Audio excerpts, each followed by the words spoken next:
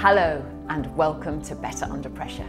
I'm Sarah Milne-Rowe, author of The Shed Method and founder of Coaching Impact. And in this podcast, I talk to leaders from all walks of life about being better under pressure and using pressure for better. I want to explore how we handle pressure in a world that is becoming more and more complex, the impact that pressure has on our ability to perform at our best, and what we do to be better under pressure.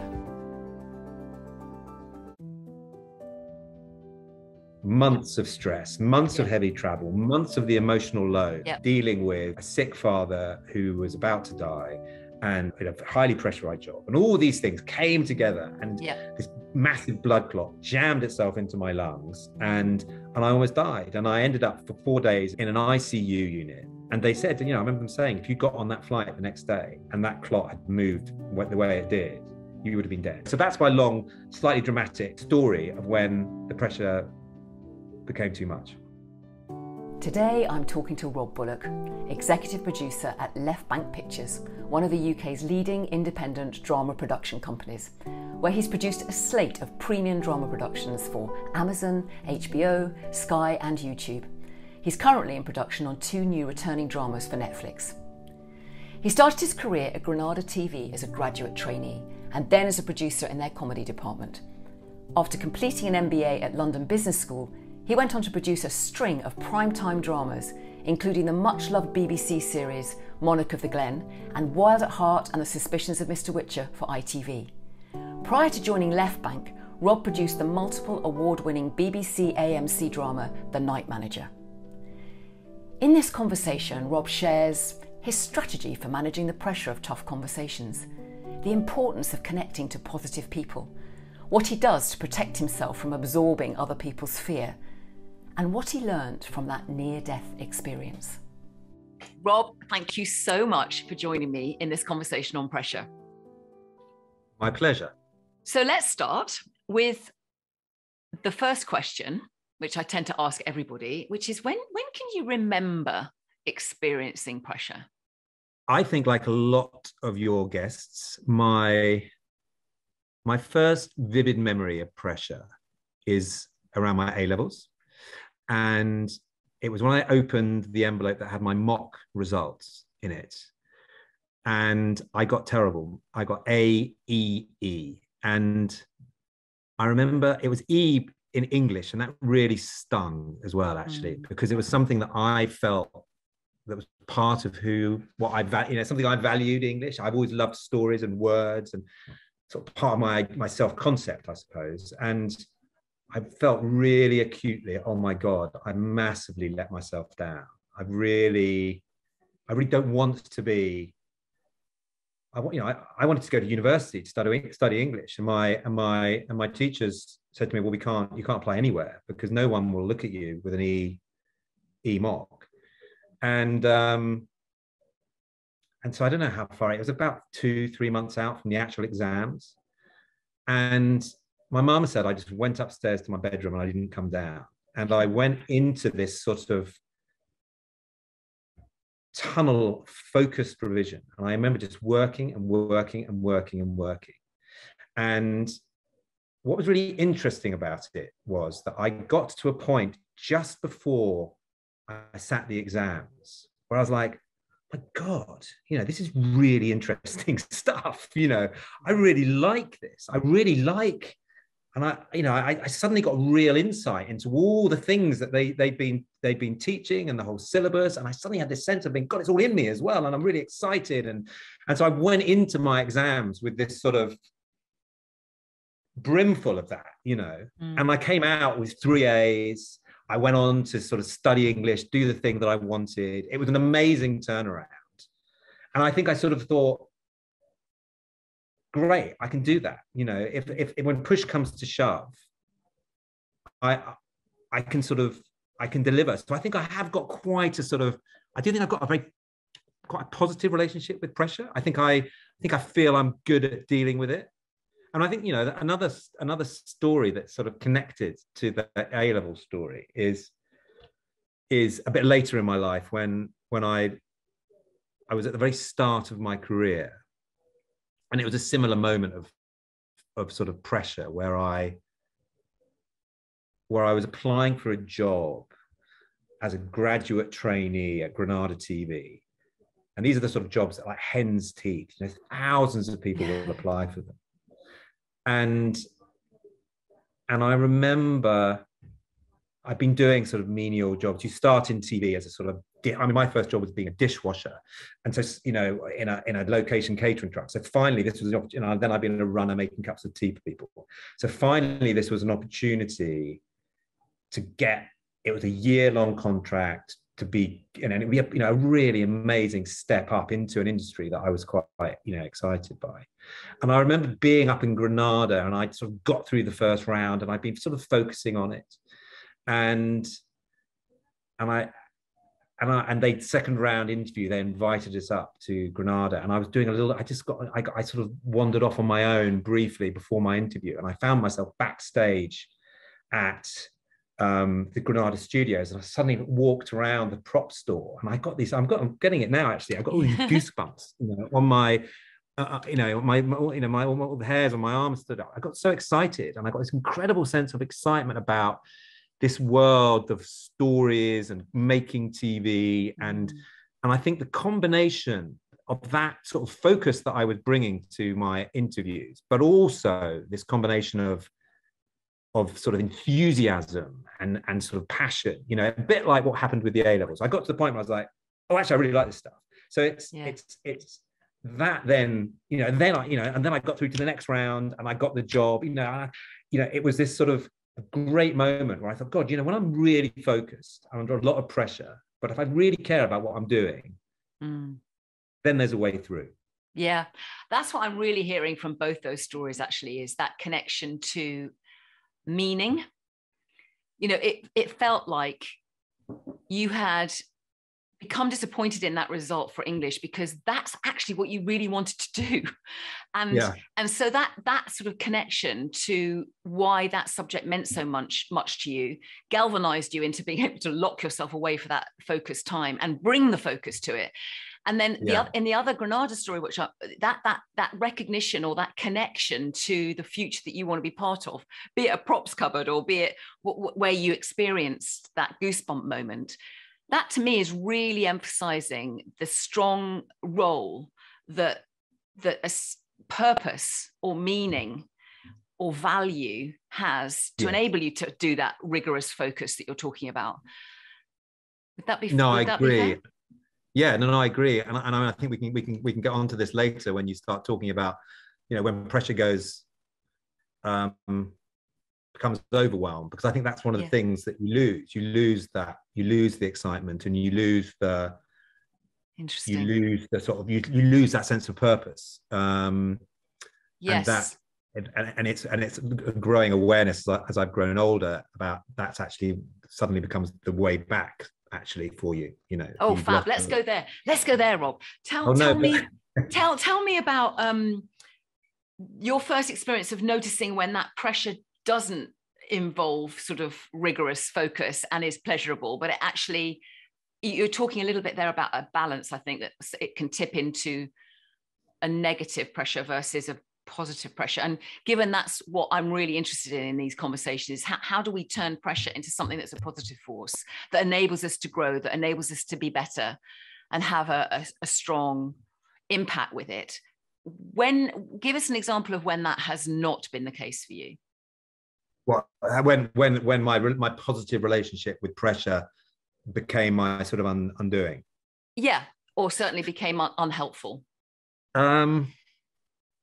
Well, I mean, I think the first thing to say is a bit of context about what television production is like, because I think that is the sort of this is the water in which I've swum, and it's I think in many ways I've chosen a career that feeds my sort of enthusiasm for pressure, because I remember a cartoon from when I was little with that, and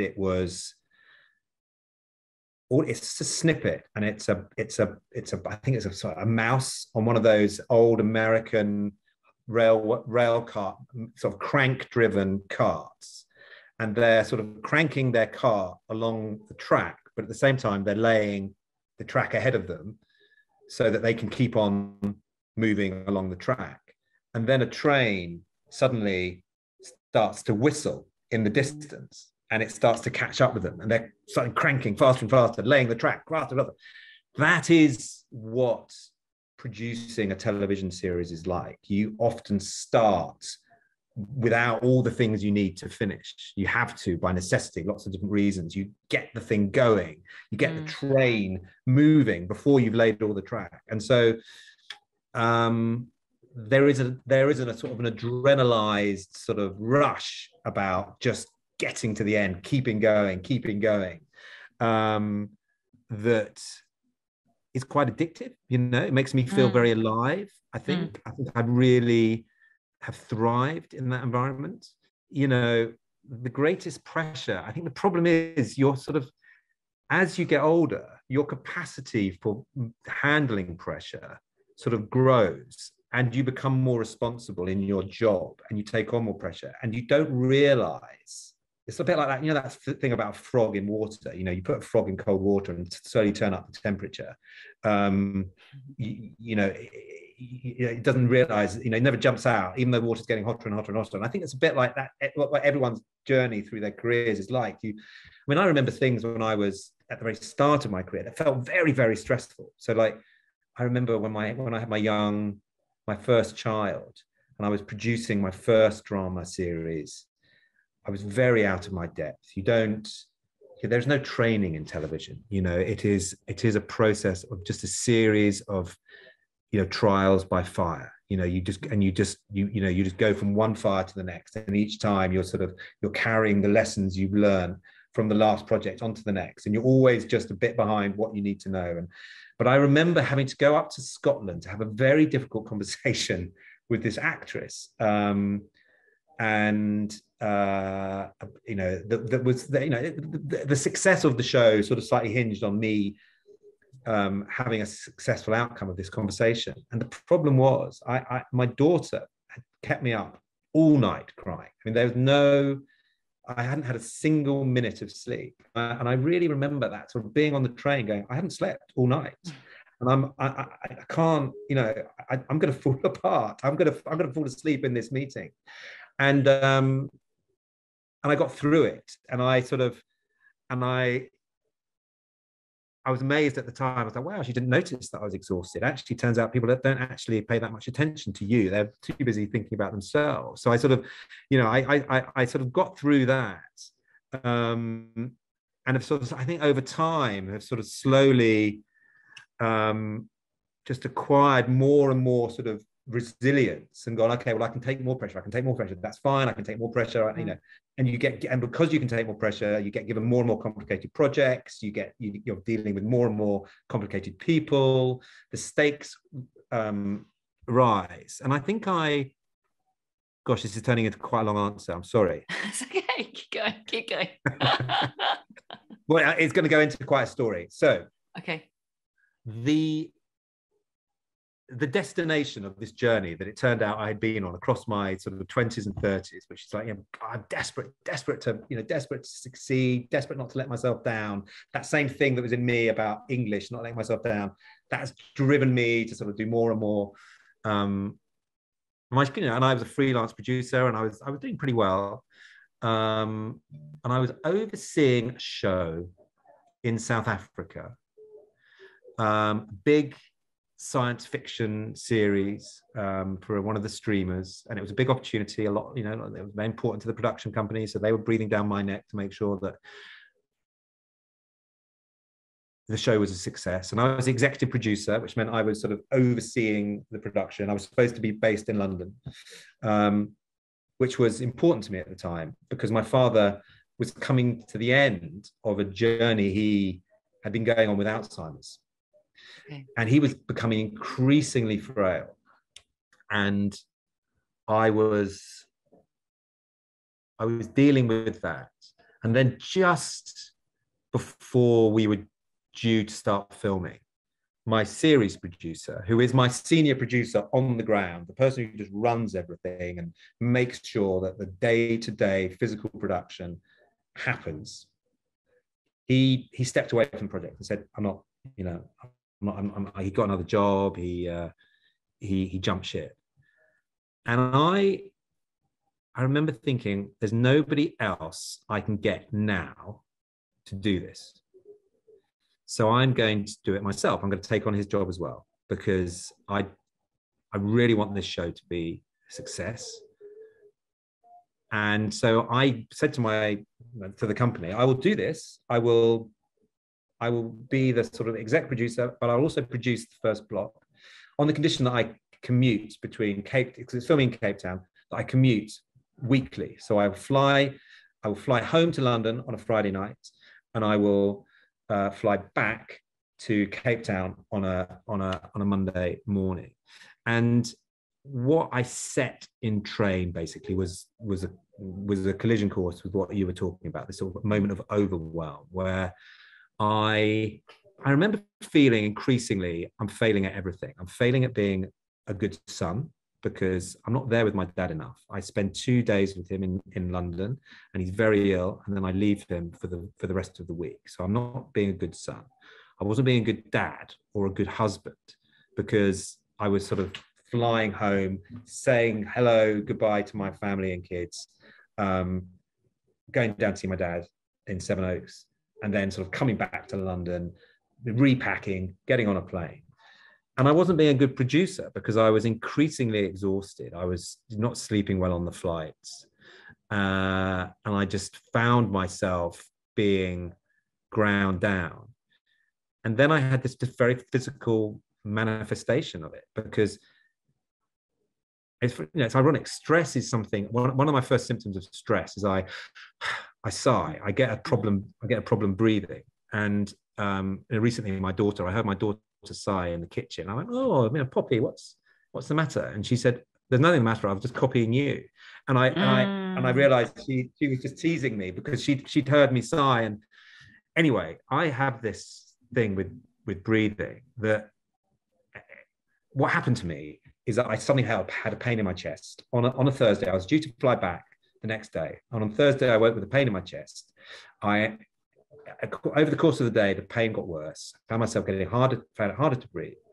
I eventually went to a doctor who packed me in an ambulance to hospital, and I suddenly was unable. It was like I was unable to breathe. My lungs stopped working, and I thought I was dying. And it was a pulmonary embolism, brought on by, for me, I'm very clear, is my body's reaction to months of stress, months of heavy travel, months of the emotional load of dealing with a sick father who was about to die, and a highly pressurized job. And all these things came together, and this massive blood clot jammed itself into my lungs, and I almost died. And I ended up for 4 days in an ICU unit, not being allowed to get out of bed, because they were desperately worried about me, about the clot moving out of my lungs. And they said, I remember them saying, if you got on that flight the next day and that clot had moved the way it did, you would have been dead. You would have had an agonizing death on the flight. Anyway, so that's my long, slightly dramatic story of when the pressure became too much. Gosh, wow, so much in there. The part of that story that really is interesting in terms of resonates with many conversations I have with successful people is that moment where the person on set stepped down and you went in and said, I can do both jobs. Yeah. And I'm interested in that moment where you mentioned addicted to pressure, or really enjoying the sort of momentum of feeling more expert at what you do, enjoying the quality of what you do. And it almost becomes difficult to, these are my words, accept that somebody else could do something for you, or accept that somebody else could do something in a way that may not be exactly the same as you, but it will be okay. In fact, it's important, because actually I can't look after myself in my area of excellence or, genius, whatever you want to call it, if I compromise anymore on my energy. And I witness this a lot. I mean, I'm guilty of it myself, you know, thinking, well, I'll control that because I don't know how anyone else could do it. Well, I think that plays hugely into exacerbating pressure or pushing pressure into something that was a really positive force, into something that actually pushes everybody into an unhelpful place. So that's the bit that struck me out of that story. Yes. Rob, and I'm wondering, you know, in hindsight now, what would be the moment that you actually would have recognized that the pressure was moving into something that was almost impossible to manage? And isn't the body marvelous? I mean, I'm glad you didn't die, but isn't the body marvelous at giving us strong signals to say, yes. listen, this is not happening. And just one more thing on sighs. I think sighs are interesting because I think sighs are basically your body saying, I need some oxygen, I need some breath. Yes. I need a pause moment, a break, just like a release. So one of the first signs for me when I'm, you know, when the pressure is building, I feel a sort of need to I have to concentrate on filling my lungs, you know. Yeah, and you've got evidence, you've got good data in your history to say that that's important for you. Yeah.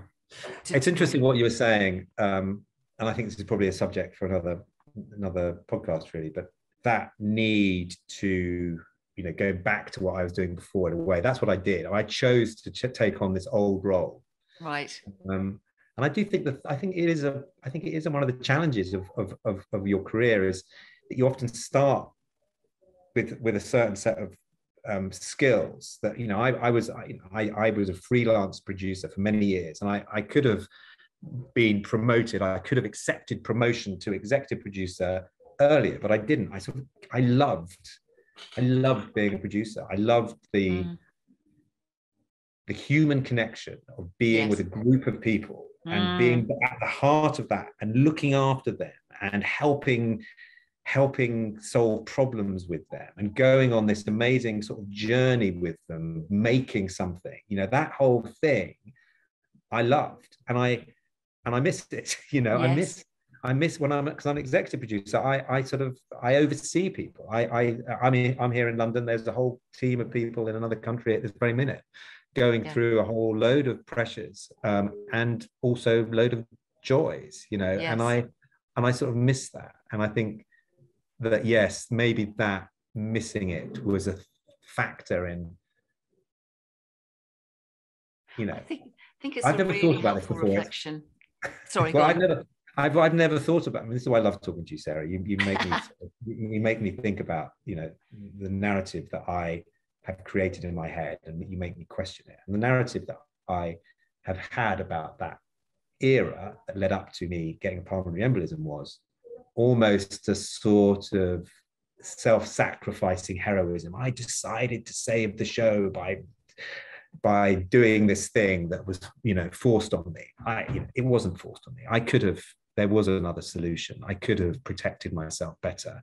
I could have found somebody else to do that role. I didn't have to be flying, you know, between Cape Town and London when my dad was dying, you know.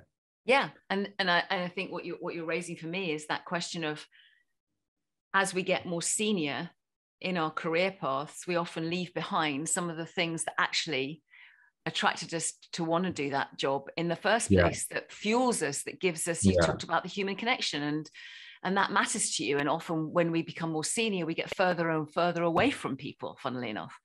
Or in a different role with people. So understanding what fires your belly seems to be an important ingredient into everything that you've shared so far, actually. Yeah, absolutely.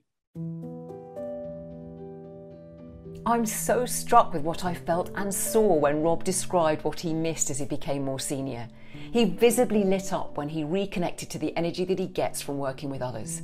When he talked about missing the human connection of working with a group of people, going on an amazing journey to create a story, the very thing that gave him goosebumps in the prop room at Granada TV when he was just starting out.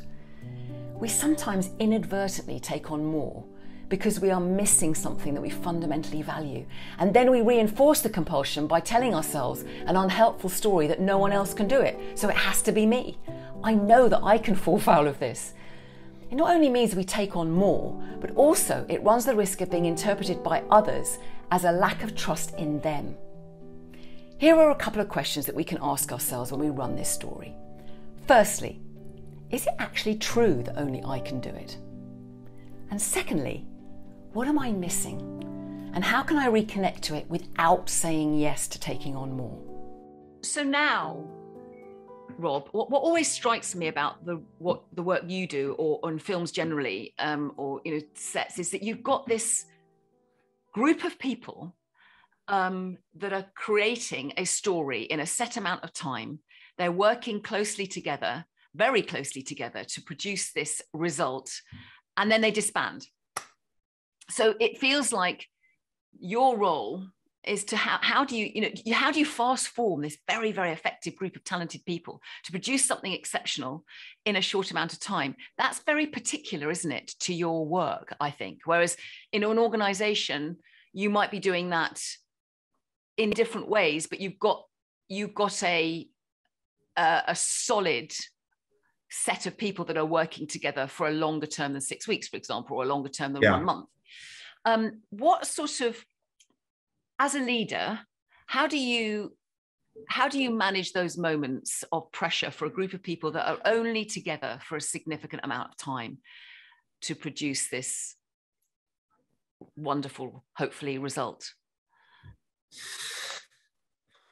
I mean, a production has so many different stages, and a bit like a story. It has a beginning, it has a moment of crisis in the middle when you think everything's lost, and then you have an ending, and so you do different things and you deploy different things at different times. I mean, I think my general approach to work and to projects and to being a leader in those situations is I believe in really focused, constructive optimism. I'm like, let's all just look where we're all heading and where we want to get to, and let's get there. Let's always be connecting with the thing that we were excited about when we started this job. I mean, I do that. I do that a lot. If I feel that we are struggling, if I feel like people have lost their way, I try to get us back to a place where we go, let's just remember what it was that mattered to us at the start, and that is often a way of getting people back to get their feet back on the ground. Do you do that collectively, Rob, or do you do that individually?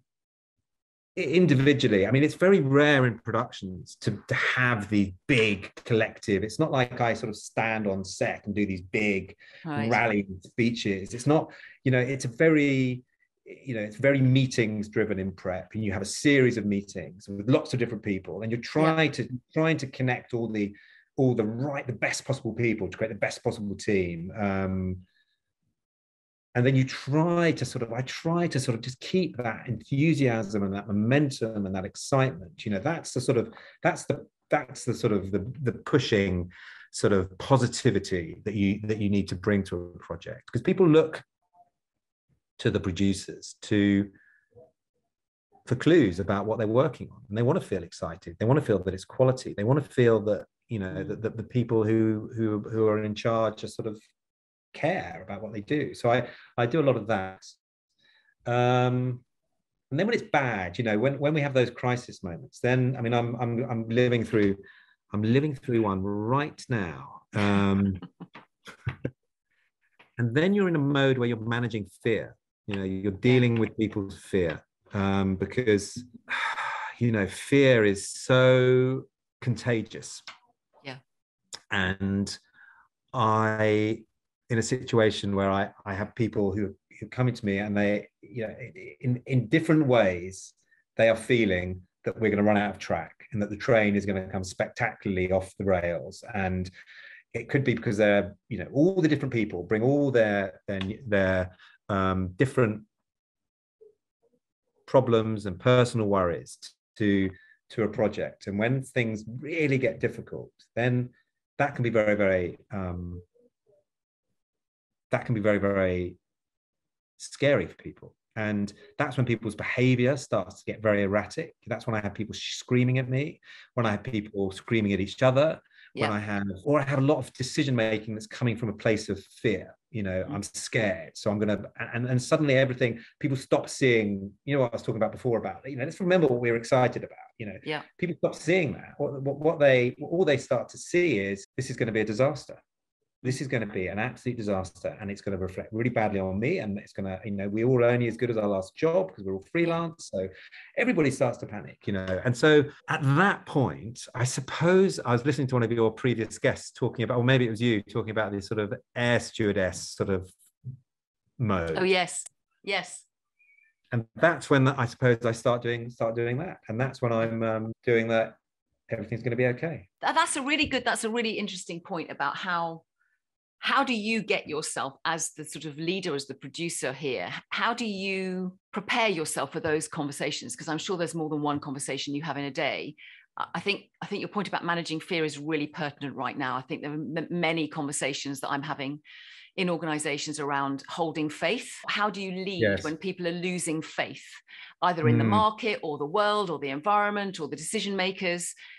This is a real pressure for people right now, I think, exacerbated by the current world uncertainty. But how do you manage yourself, Rob, to have those multiple conversations where you are managing people's fear? What do you do with your own? Well, this is very interesting. I mean, I do think it is, what success I have had, I do think is quite linked to my ability to manage that fear, actually, and to not project my own fear at times when it wouldn't be helpful to be projecting my fear. I think when I finished, one of the shows that I did was a show called The Night Manager, which was a big and very important show for me because it sort of suddenly was very successful. And I'm very grateful to that show for many, many reasons, because it sort of helped me move into another stage of my career.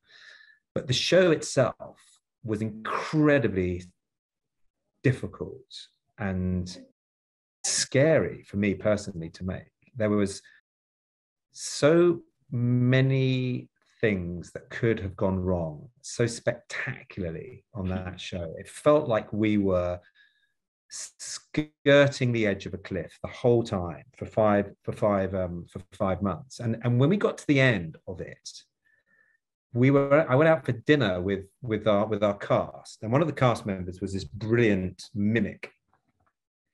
And he went around he decided, as a sort of a little party piece at the end of the meal, he decided to do an impersonation of all the people around the table. And as it got around to me, I was thinking, I wonder how he's going to characterize me. And he sort of put a pair of glasses on and said, everything's going to be fine. Everything's going to be great. And I thought at the time, my God, how interesting, because I never felt that the whole way through. I felt terrified. I felt full of anxiety. I felt stressed, you know, and multiple times. I just thought, oh my God, this is really a lot to be coping with. And so I clearly have this ability and this strength for my career to bottle all this stuff up and to project calm, you know, and project confidence to people and say, it's going to be fine, you know, it's going to be okay, whilst at the same time dealing with this maelstrom. That must be difficult, because I think, how does that not become delusional? You know, and I've heard people say this, you know, to say, are they just saying, you know, are leaders just saying that because they're trying to keep us going? I mean, you know, where's the balance between the sort of honesty of the situation, i.e. the pressure that it's under, versus the hope and faith in us getting through it? I'm interested in that dance between those two. Yeah, I mean, I don't think it's a delusion, right? I don't think me saying to this actor on that particular set, it's all going to be fine, it's all going to be great, because it was better than that, and I think on some level, some deep level, I felt that. Great. That's interesting. But what I was able to do was compartmentalize my fear, and I was able to bottle it up and put it away. And how do you do that, Rob? Well, again, I like these conversations with you, Sarah, because they make me reflect. And I think I acquired this ability when I was very young. When I was 13, my brother, I had an older brother, 17. He was very tragically killed in a car crash. And I vividly remember having to go back to school a few days after he died and carrying with me all the emotion and tumult of that sense that the world has just completely been knocked off its axis, but being expected to step back into a school environment and carry on as normal. This was back in the 80s, where there was no therapy, there was no sense that maybe I needed to have a bit of sort of support. And I remember at the time thinking, God, this is mad. Everything's changed. Why is everyone carrying on being normal? But the guy who drove the car that my brother was a passenger in, my brother died, but he survived with cuts and bruises. He was back at school. I saw him walking around. I saw him in the lunch queue. And I remember thinking, my God, this is... And it became a very dissociative experience, I suppose, really, being psychoanalytical about it. I think at some point, I think that sort of maybe in that moment, I just started to acquire the ability to compartmentalize, bottle stuff up, to present one part of myself whilst there's another part hidden. I think that's where it came from. And you're talking about it as if it's useful to you, that ability, actually. And I can imagine someone listening to this thinking, bottling it up, that can't be good. But I'm hearing from your story that actually it serves you in certain situations to be able to compartmentalize certain things. Yeah. It does. Okay. Definitely. It definitely does. But as I have learned, as I've got older, is that I need to protect myself in all of this, because if you're absorbing all this fear, and you are absorbing all this anxiety from other people around you, and this can come, it's not just from the people who are part of the production making something, it's the people who are financing the show, or my boss, who is whose company the show's fortunes depend upon. You get a lot of downward pressure as well. I suppose I've realized, in recent years, I need to protect myself in all of this, because my pulmonary embolism, I think, is a classic example of if you don't look after yourself. I'm bottling it all up. I need to find ways of managing it, protecting myself, giving myself an outlet. Oh, I really want to pause here. This question of when to show what you really feel versus choosing to keep it hidden has been a theme in many conversations on this podcast. It's one that I find increasingly intriguing when it comes to leading yourself and others under pressure and the fear that can come with it. Rob talks about how the tragedy of his brother's death and getting through school enabled him, as he says, to acquire the ability to compartmentalise or bottle stuff up, to present one part of himself when there is another part hidden. An ability that he acknowledges serves him well now in certain situations. And I agree. I can remember as a child storming out the back door and walking to the bottom of the garden and around the apple tree as a way of shedding the mood I was in and metaphorically picking another mood off the tree, one that I wanted. Now, some might say that that's also compartmentalising or bottling stuff up and not good for you. But in hindsight, I actually value that apple tree routine.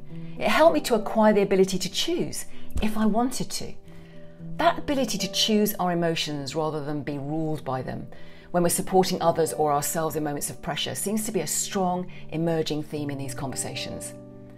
Rob goes on to make another observation that feels important when leading others through pressure. That when you're absorbing the fear and anxiety of those around you, you have to find ways to protect yourself. I once worked with a woman who would imagine herself in bubble wrap so that other people's unhelpful emotions wouldn't impact her. And when she left the meeting, she would mentally unwrap herself and go outside to feel the air. Anyway, back to Rob. I went on to ask him how he protects himself, how he gives himself an outlet. Well, it's very interesting, actually. I mean, I think there's lots of strategies I use. I mean, I think I use humour a lot. I think I use humour a lot in the way that I connect with people and the way that I break tension. And I just try to, I think it breaks tensions for other people, but it also breaks tension for me. So I use humour a lot.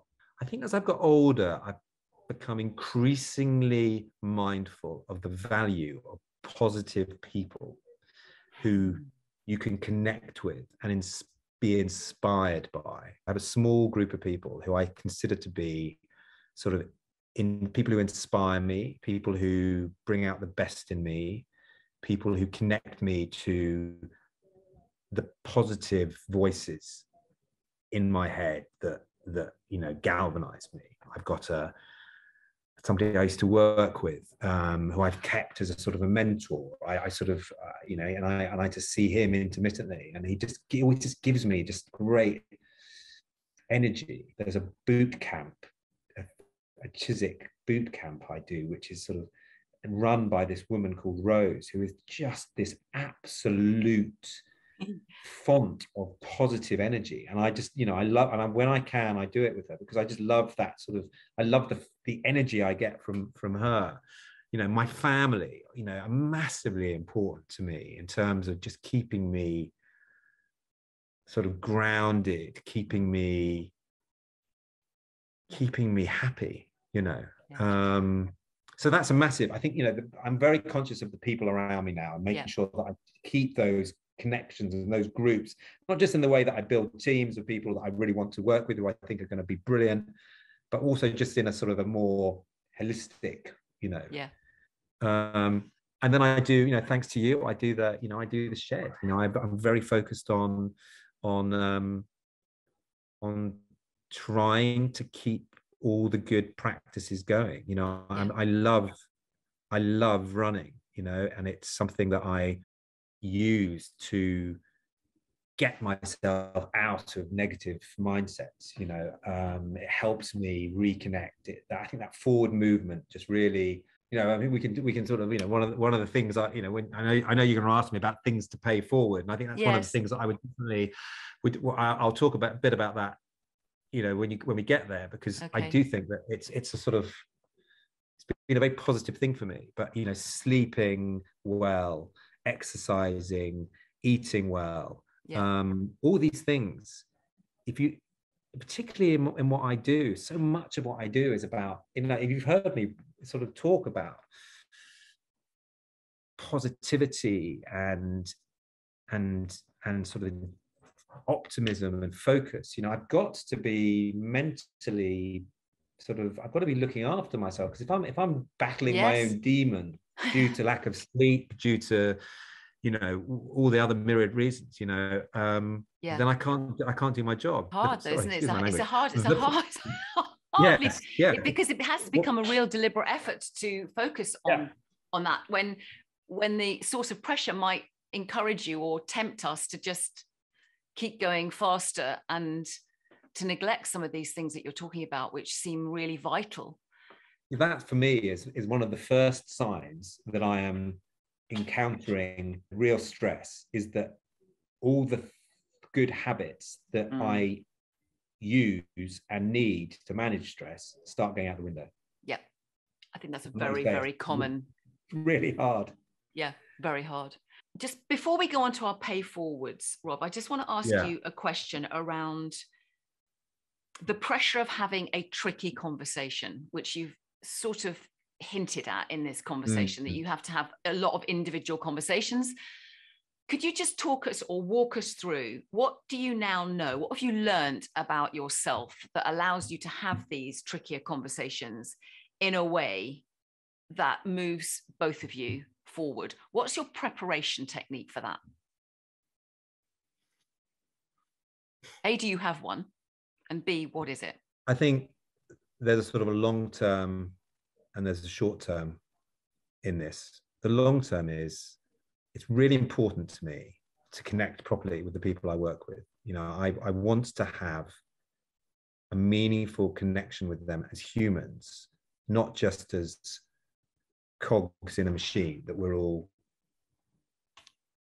working on. So I endeavor to get to know the people I work with, find common ground with them, build a relationship, build a proper bond of sorts. You would think that it would make those difficult conversations harder, but actually it makes them easier because you've got a connection with them already. Yeah. And there's compassion there and there's understanding on some level. And I can have a conversation with them that has that context, which I think makes them feel more seen, more cared about, and more valued. I think all those things are really important when you are delivering bad news. And then in the short term, I did an MBA years ago, and I can remember nothing from it. It was, you know, apart from how to fire people. That was literally the one lesson that I remembered. And there, the advice that stuck with me was, you have to tell people quickly what the purpose of the conversation is, and then you need to shut up and you need to let them process it and let them work through the various emotions that they're going to work through. So I work out very clearly what I'm going to say and why I'm saying it, so they understand what's happening and why it's happening, and then I just shut up, you know, and I let them vent, I let them cry, I let them do whatever needs to be done. And often I am feeling a lot of emotions myself, because I am feeling that I have brought this person into a situation and I feel responsible that the fit wasn't right. I mean, there are other times where I don't feel that at all. There are other times where I'm thinking, you were just really disruptive and, you know, at a real pain in the ass for everyone. And the sooner we can get this done, I know everything will be better. And I do think that applies to both of those conversations. Once you make a plan, once you go, actually, you know, the best thing we can do is to part company with this person and bring this other person in. It's always about the replacement. You'll often have to live with people that are imperfect, because there's nobody you can find at short notice to replace them. But you know, so usually when you're sitting down in these conversations, you've already got somebody else lined up. So there's a certain amount of subterfuge which goes on, where you're sort of, you know, interviewing, meeting, lining somebody else up. And I suppose usually what I feel by the time I'm having the conversation, it's a sense of, good, we're implementing the plan. This is going to make everyone's work easier, because it was going to, whatever problem that this person was causing or not doing is going to be fixed, and the show itself is going to be better as a consequence. So I have a sort of a clear, you know, by the time you're sitting down and having those conversations, there's no longer any doubt. You know, you've had the doubt a week ago when you're thinking, oh God, you know, can we get to the end with this person, or what, you know, what's best? You know, is it best to rip the plaster off now, or will the cure sort of kill the patient? You know, and those are the constant sort of the little trade-offs you're having to make and decisions. But I am hearing very strongly that there's a preparation honoured for those conversations that you give yourself, in terms of the succinctness, the clarity, and the end outcome you're after. I often write practically a script, actually. I often write down I mean, I organize my thoughts by writing. That's just one of the ways that my brain works. So I often write down what I'm going to say, and I may not learn it by rote, but I will have absorbed the information and the argument, you know. And so, but like you say, but like you say, there is a certain amount of, you know, you want to honor the seriousness of the situation. Yeah. Thank you, Rob. So 2 questions I ask each guest. What are the 2 things that you would pay forward to anyone listening to this who has a desire to be better under pressure or to turn pressure into a force for good? What would be your 2 pay forwards? What's your first one? I think this goes back to what I was talking about before, which is about running. I think pressure, when it becomes stress, it's a form of paralysis. You know, it's like you become a rabbit in the headlights. You become frozen with fear in different ways. So I literally force myself to move.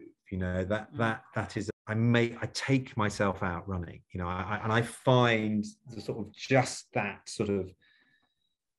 that movement really therapeutic, actually. And it also allows me to do the other thing that I think is really important when you're paralyzed, is starting to plan. You know, when you can make a plan, when you can see a route forward, you stop feeling paralyzed. You stop feeling this horrible sense of all these emotions that have nowhere to go. Suddenly you can turn it into forward momentum again. Okay, we're going to do this, we're going to do that, you know, and we're constantly making plans and we're constantly changing plans. But you know what, the plan that you have at the time gets you out of that state of fear. So I think sort of movement, forcing yourself to run and to exercise, whatever your thing is, just to get yourself, but also to plan. And I think the other thing that when you're sort of paralyzed like that is that you become disconnected. I think you become disconnected from the spark. You know, I've talked a lot about excitement, joy, human connection, all these things. I think these things sort of fall away and you become disconnected. So I think the other thing that I concentrate quite hard on is trying to reconnect myself to the original excitement. You know, I did it this morning. You know, we're facing a lot of very scary circumstances on this show that I'm working on at the moment. But I